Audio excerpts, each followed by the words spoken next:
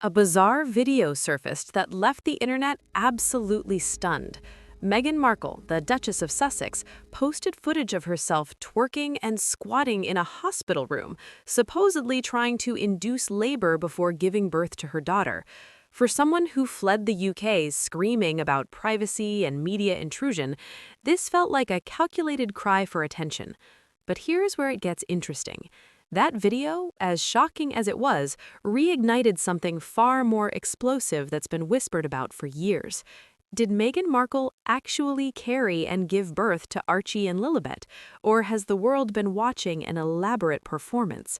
The palace has remained silent for years, but recent moves suggest they're finally addressing the elephant in the room. And what they're doing behind closed doors might change everything we thought we knew about the Sussex children and their place in the royal lineage. When Archie Harrison Mountbatten Windsor arrived in May 2019, the birth announcement felt off from the start. There was no traditional easel outside Buckingham Palace, no photos on the hospital steps. Instead, the world found out through an Instagram post, almost 48 hours after the birth. Meghan and Harry claimed they were being modern and forward-thinking, breaking outdated traditions. But royal watchers noticed something else. Protocols weren't just bent, they were completely shattered. The birth certificate listed the Portland Hospital, not Frogmore Cottage, where Meghan had publicly stated she wanted a home birth. Months later, adjustments were quietly made to Meghan's name and title on that same certificate. Why the changes? Why the secrecy? For years, online communities have been dissecting every photograph, every public appearance during Meghan's pregnancies. They've pointed to moments where her bump appeared to shift, fold, or change size dramatically between appearances. Videos circulated showing what looked like a prosthetic belly moving unnaturally under her clothing. The term moon bump became shorthand for their theory that Meghan wasn't actually pregnant, but wearing a prosthetic to fool the world. Sounds crazy, right? But the more footage people examined, the more questions piled up. Fast forward to 2021, and Lilibet Diana Mountbatten Windsor is born in California. By this point, Harry and Meghan had already executed their dramatic exit from royal life. They'd sat down with Oprah, accused the family of racism and neglect, and signed massive deals with Netflix and Spotify. They were no longer working royals, which meant no protocols to follow, no ceremonies, no public scrutiny. Yet, despite claiming they wanted privacy and to protect their children from the royal fishbowl, they fought tooth and nail to secure titles for both kids. Why would someone who rejected the institution still demand its privileges? The contradiction was glaring. And that hospital video Meghan posted years later, dancing and squatting around while supposedly in labor, felt less like a sweet personal moment and more like someone desperate to prove something. The comment section exploded. People called it bizarre, performative, and downright weird. One detail stood out to many viewers. The bump looked enormous, almost cartoonish, like a throw pillow strapped to her body. Was this another carefully staged performance designed to silence the doubters? If so, it backfired spectacularly. Here's what most people don't understand about royal pregnancies. They're not just personal milestones, they're constitutional events. When a child is born into the line of succession, documentation matters. Medical records matter. Verification matters.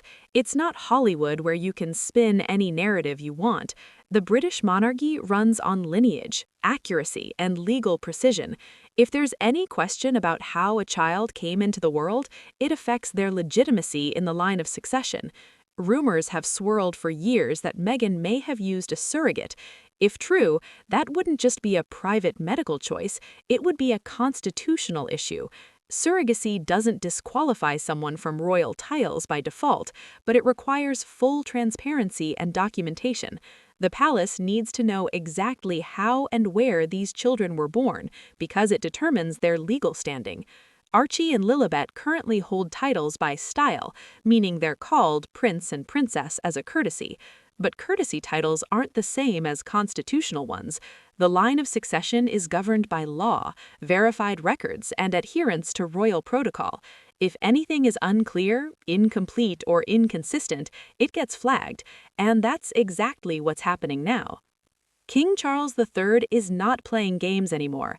After years of scandals, embarrassments, and family drama spilling into the tabloids, he's taken control. The monarchy is being reformed, streamlined, and tightened. Charles has made it brutally clear that the days of mess and mixed messaging are over. Look at what happened to Prince Andrew. Once the Queen's favorite son, Andrew was quietly but firmly stripped of his military roles, royal patronages, and public duties after his connection to the Epstein scandal became impossible to ignore. No courtroom drama, no emotional interviews, just removal. The message was simple: if you bring risk to the crown, you lose access to it. Andrew remains a prince by birth, but he's no longer a working royal. No duties, no uniforms, no representation. He's a living example that blood alone doesn't guarantee relevance. That same principle is now being applied to Harry and Meghan. Charles has made a clear distinction between working royals and non-working royals. Working royals serve the institution, carry out duties, and represent the crown. Non-working royals live private lives without constitutional weight. You can't reject royal duty and still demand royal relevance. Behind closed doors, palace sources confirmed that royal family records are being reviewed internally. Not leaked, not debated publicly, just checked line by line. And reportedly, Harry and Meghan are not calm about it. This is where the palace's silent power becomes terrifying. There were no dramatic announcements, no public rebuttals, no press conferences, just an internal review of records, birth certificates, medical documentation, hospital records, protocol adherence. Everything is being verified to ensure accuracy in the line of succession. This isn't about punishing children or attacking Meghan, it's about preserving the institution. The crown doesn't run on feelings, victim narratives, or Netflix deals. It runs on paperwork, cold, boring, unglamorous paperwork that doesn't bend to PR spin. Reports claim Meghan is in panic mode, and it's not hard to see why. For years, Harry and Meghan have controlled their narrative through interviews, documentaries, and carefully curated social media posts. But paperwork doesn't care about narratives. Records don't respond to accusations of racism or claims of mistreatment. Lineage doesn't bend to public opinion. If there are discrepancies in how Archie and Lilibet's births were documented, if protocols weren't followed, if medical records are incomplete, the palace will clarify it, not to embarrass anyone, but because constitutional order demands it. The review focuses on verifying exactly how and where the children legally fit into the royal lineage. Were the records complete? Were protocols followed during Archie's birth, despite Harry and Meghan breaking tradition? Are there gaps that need clarification? These aren't malicious questions, they're standard procedure when reforms are underway. The timing of this review is critical. Charles is cementing his legacy as a king who restored order after years of chaos. He's drawing hard lines about who represents the crown and who operates independently.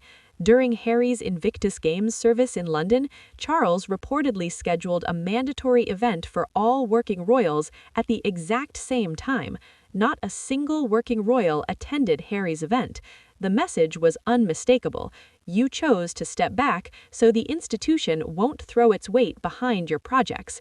Charles has made it clear he's ready to be friendly and supportive to Harry as a father in a private capacity, but he will not let the monarchy be used as a branding tool by people who rejected their duties. This extends to the children. Archie and Lilibet may hold courtesy titles, but if their documentation doesn't meet constitutional standards, their position in the line of succession could be affected. Not removed necessarily, but clarified. The palace isn't chasing the Sussexes with accusations. They're simply moving forward without them, tightening the ship, restoring order. And for the first time, Harry and Meghan's strategy is wobbling. They've spent years framing themselves as victims of a cruel institution. But what happens when the palace isn't attacking or reacting, just organizing and cleaning up records? Quiet moves are always the most powerful. Here's the brutal reality Meghan is facing. Her entire brand relies on her connection to the royal family. Without that title, without the Sussex name, without the association with the crown, she's just another former actress trying to sell jam and lifestyle content. Her Netflix cooking show tanked. Her jam brand flopped. Nobody is buying what she's selling because the product was never her talent or expertise. It was her proximity to royalty. She's wielded her royal status as a weapon to build a media empire while simultaneously attacking the institution that gave her that status. But now the world is turning. Public opinion has shifted dramatically against the Sussexes. People are tired of the contradictions, tired of the victim narrative, tired of watching them monetize their royal identity while trashing the family. And the palace's silent institutional review is the final blow. Meghan positioned herself as an elite, a symbol, someone whose voice mattered on the world stage. She used everything and everyone, including her children, to solidify that position. But that